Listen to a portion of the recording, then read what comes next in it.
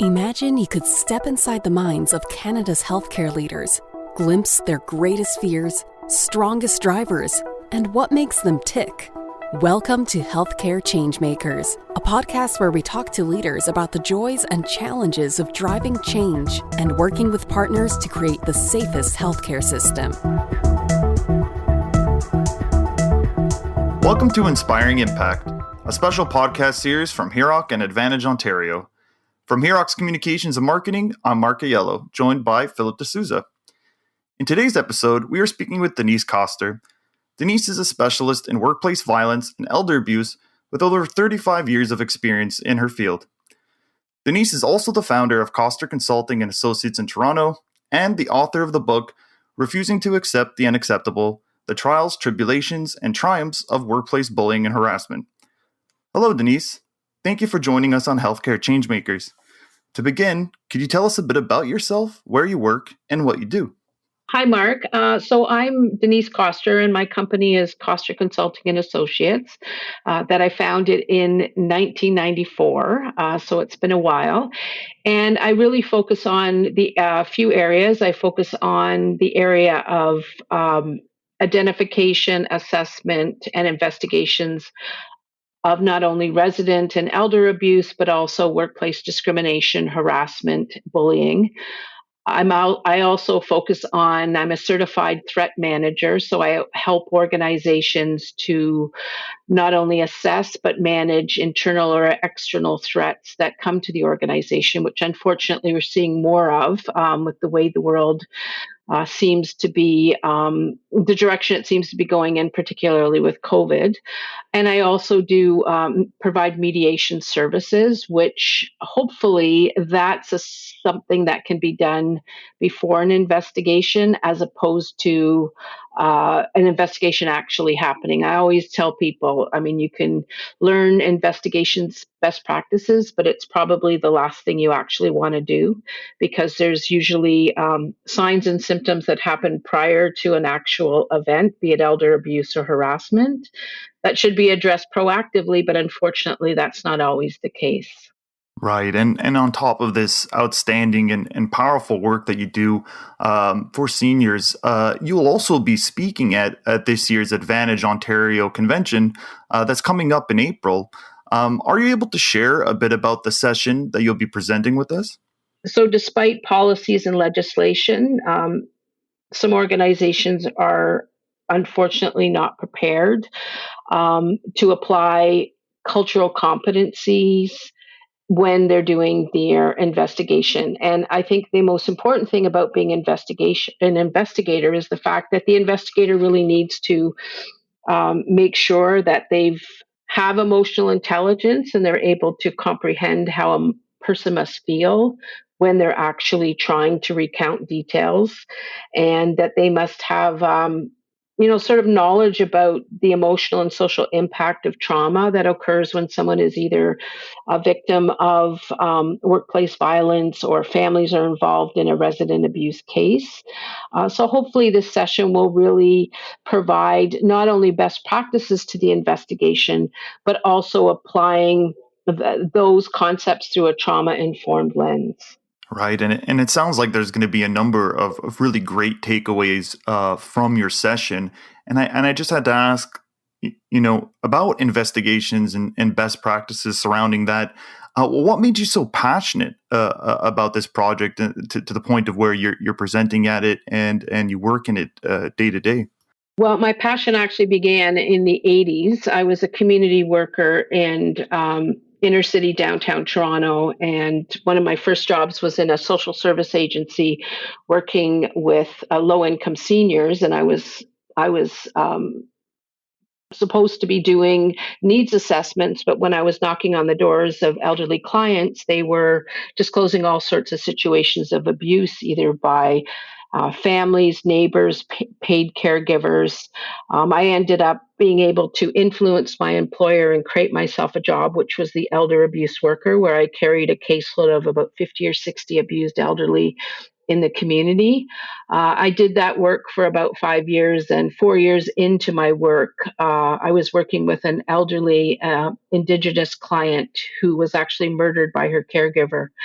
And as a result of that and me having to identify Norma's body, I basically focused my entire world on ensuring that that would never happen again. And unfortunately, in the case of Norma, she she was a low income woman that when she was murdered, nobody seemed to care. And I remember way back then, 35 years ago, in my brain thinking, if that was a middle class Caucasian woman, it would be on the front of the newspapers. So I really dedicated my entire world to starting networks and educating myself, starting my company.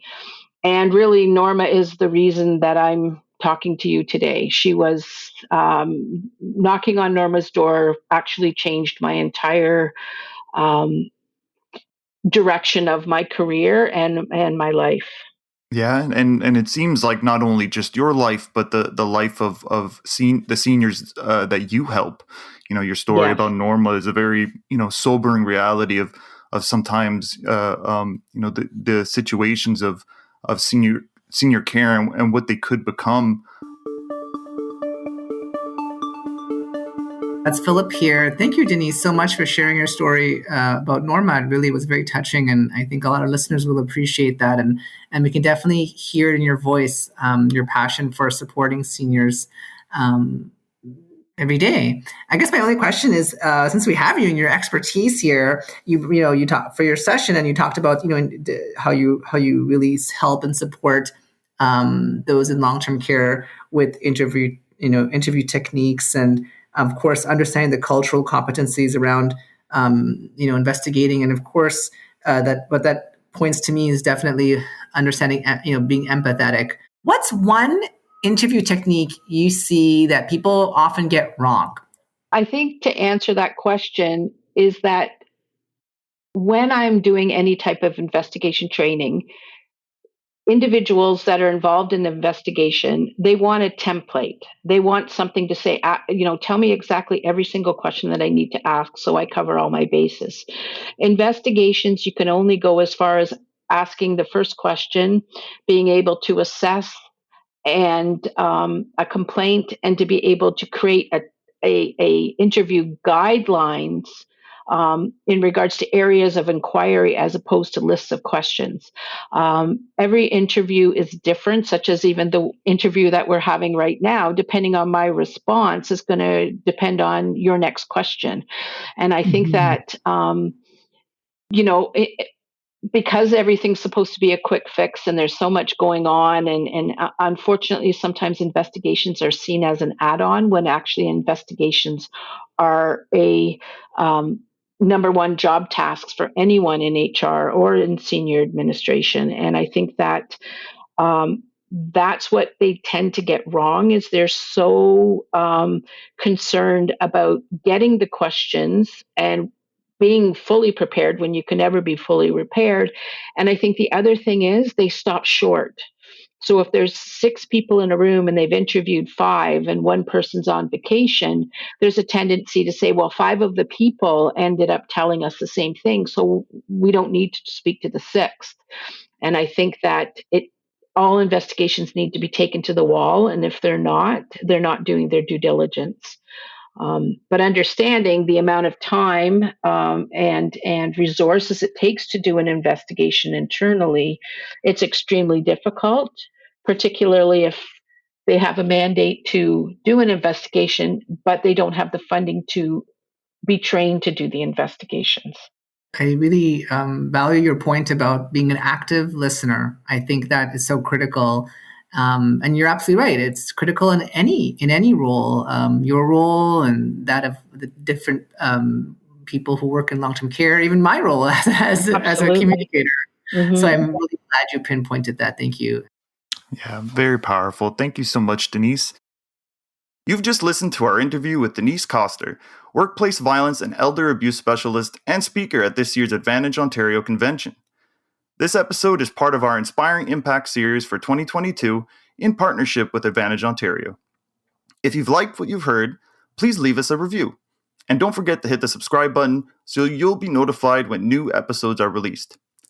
For more information about HIROC and to listen to other episodes of Healthcare Changemakers, including the Inspiring Impact series, please visit HIROC.com and favorite the show on your preferred podcasting app. Thank you for listening. Thank you for listening. You can hear more episodes of Healthcare Changemakers on our website, HIROC.com, and on your favorite podcasting apps. If you like what you hear, please rate us or post a review. Healthcare Changemakers is recorded by HIROC's Communications and Marketing team and produced by Podfly Productions. Follow us on Twitter at HIROC Group or email us at communications@hiroc.com. We'd love to hear from you.